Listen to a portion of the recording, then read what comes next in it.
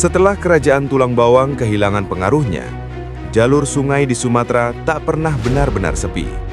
Perdagangan tetap bergerak, emas tetap dicari, dan kekuasaan menemukan pusat barunya. Di pedalaman Sumatera bagian tengah mengalir Sungai Batanghari, urat nadi yang menghubungkan hutan, tambang emas, dan dunia luar. Di sanalah muncul sebuah kekuatan baru, Kerajaan Melayu. Bukan kerajaan laut yang menguasai ombak, melainkan kerajaan sungai yang mengendalikan jalur emas dari jantung rimba. Catatan pendeta Tiongkok abad ke-7, Itsing, menyebut negeri ini sebagai pusat pembelajaran dan persinggahan penting di Sumatera. Dari pedalaman, emas mengalir. Dari sungai, perahu-perahu dagang berangkat menuju negeri jauh. Namun, satu pertanyaan persisa. Bagaimana kerajaan yang tersembunyi di tengah hutan bisa dikenal hingga mancanegara? Dan mengapa kelak namanya tenggelam di bawah bayang-bayang Sriwijaya? Inilah awal kisah Kerajaan Melayu, titik emas yang pernah mengubah sejarah Nusantara.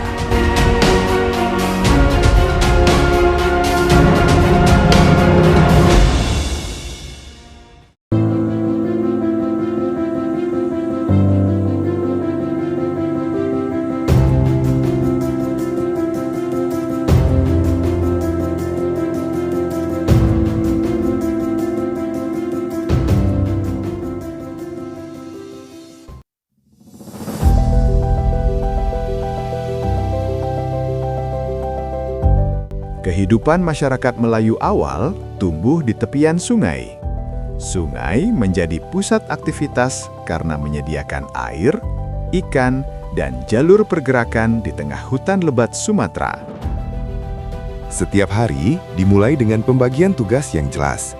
Sebagian membuka ladang untuk menanam padi dan umbi-umbian. Sebagian masuk ke hutan mengambil rotan, damar, dan kayu. Di sungai, para lelaki menebar jala dan memasang perangkap ikan. Kelompok pemburu bergerak lebih jauh ke dalam hutan dengan tombak sederhana. Hasil buruan dan tangkapan bukan untuk kemewahan, melainkan untuk menjaga ketersediaan pangan. Semua aktivitas itu membentuk kehidupan yang saling bergantung. Setiap orang memiliki peran, dan setiap peran menentukan keberlangsungan hidup. Di tepian sungai, para perempuan mencuci kain dan peralatan rumah tangga. Mereka berbincang sambil bekerja, bertukar kabar tentang hasil ladang dan tangkapan hari itu. Anak-anak bermain di air yang dangkal, di bawah pengawasan orang tua. Sungai bukan hanya tempat bekerja, tetapi juga ruang sosial, tempat hubungan antar keluarga terjalin. Perahu kayu kecil mulai digunakan untuk berpindah dari satu tepian ke tepian lain. Arus sungai menjadi jalur tercepat dibandingkan berjalan menembus hutan. Dari sinilah komunikasi antar permukiman berkembang. Barang-barang hasil hutan dan hasil ladang mulai dipertukarkan. Namun jauh di pedalaman Sumatera, di aliran sungai yang sunyi, masyarakat Melayu menemukan sesuatu yang berbeda di antara pasir dan batu. Butiran kecil itu muncul saat mereka mengayak pasir sungai. Awalnya tidak ada yang menyadari nilainya. Emas di wilayah Sumatera memang telah lama disebut dalam berbagai kajian sejarah. Informasi mengenai potensi emas di daerah Melayu juga banyak dirangkum dalam literatur modern seperti Wikipedia, serta artikel sejarah populer di Kompas, Detik, dan Liputan 6. Namun pada masa itu, emas bukan langsung menjadi simbol kekuasaan. Ia hanya bagian dari alam, ditemukan, disimpan, dan diperhatikan. Perlahan masyarakat mulai menyadari bahwa butiran kecil itu berbeda dari batu biasa. Ia tidak berubah warna, ia tidak rusak oleh air, dan kilaunya tetap bertahan. Kesadaran itu tumbuh pelan, dari rasa penasaran menjadi pemahaman bahwa emas memiliki nilai.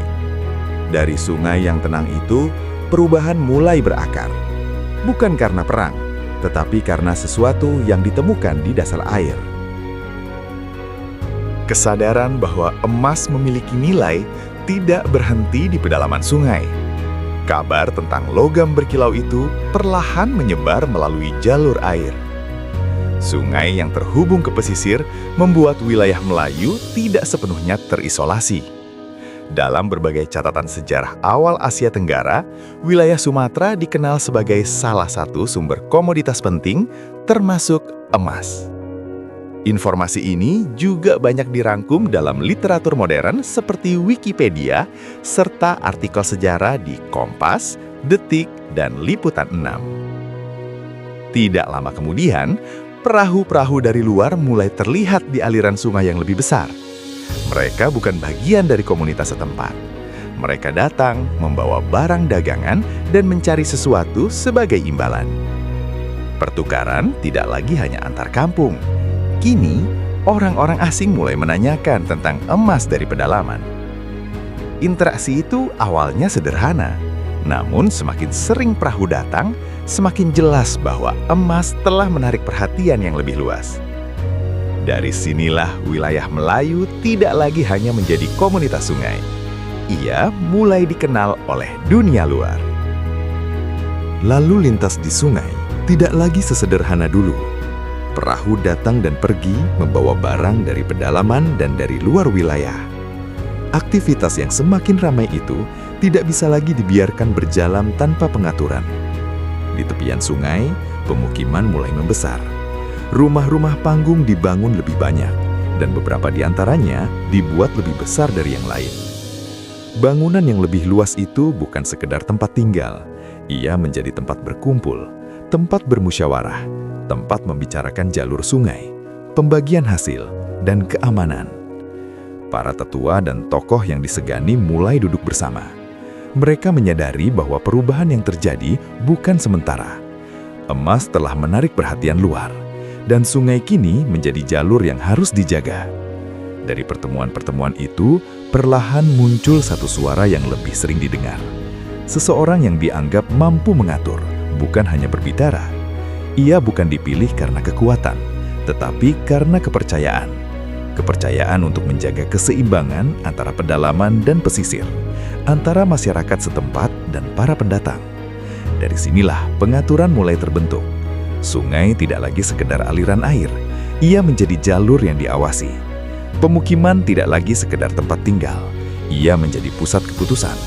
Dan dari pengaturan yang sederhana itu, lahirlah bentuk kekuasaan pertama di wilayah Melayu. Kesepakatan itu tidak berhenti pada musyawarah. Ia diwujudkan dalam tindakan. Sungai mulai dijaga. Jalur keluar masuk perahu mulai diatur.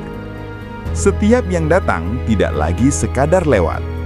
Mereka kini berada di wilayah yang memiliki pengawasan. Figur yang dipercaya itu tidak lagi hanya menjadi penengah. Ia menjadi pusat keputusan. Setiap persoalan dibawa kepadanya. Setiap jalur yang dibuka disepakati atas namanya. Dari tepian sungai yang sederhana itu, terbentuklah satu tatanan. Sebuah wilayah yang memiliki aturan, memiliki pengawas, dan memiliki pemimpin. Nama Melayu tidak lagi hanya sebutan bagi masyarakatnya. Ia menjadi identitas bagi kekuasaan yang tumbuh di sepanjang sungai. Perahu-perahu asing kini tidak hanya mencari emas. Mereka mengetahui bahwa wilayah ini memiliki penguasa. Dari pengaturan yang lahir karena kebutuhan, tumbuhlah kerajaan pertama di tanah Melayu. Sebuah kekuasaan yang berawal dari sungai, dan kelak akan dikenal luas oleh dunia. Melayu tidak lahir sebagai kerajaan besar dalam semalam. Ia tumbuh dari jalur perdagangan yang terjaga, dari emas yang memberi nilai, dan dari tatanan yang perlahan menguat. Wilayahnya makin teratur, kewenangan makin jelas, peran-peran dibagi dengan rapi. Para pemimpin menjaga jalur tetap aman. Hubungan dengan pedalaman diperkuat.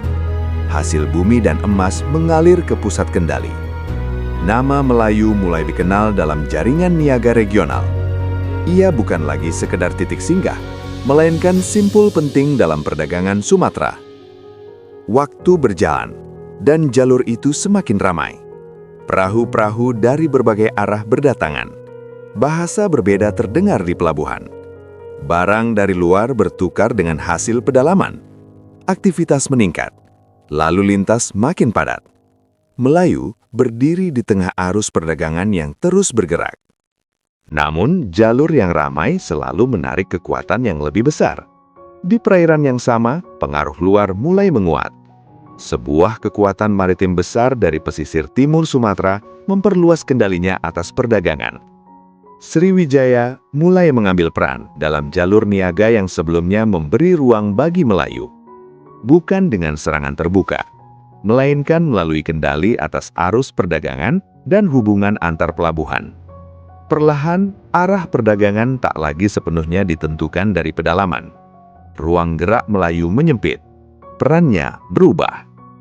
Melayu mungkin tidak meninggalkan bangunan yang menjulang, tidak pula prasasti yang bersuara lantang. Namun, ia tak pernah benar-benar hilang. Ia tetap bernafas, mengikuti aliran sungai yang dahulu membesarkannya. Ketika arus tak lagi membawa namanya ke hilir, ia tidak tenggelam. Ia berbalik arah, menjadi warisan yang tumbuh perlahan di hulu. Warisan nafas dari hulu.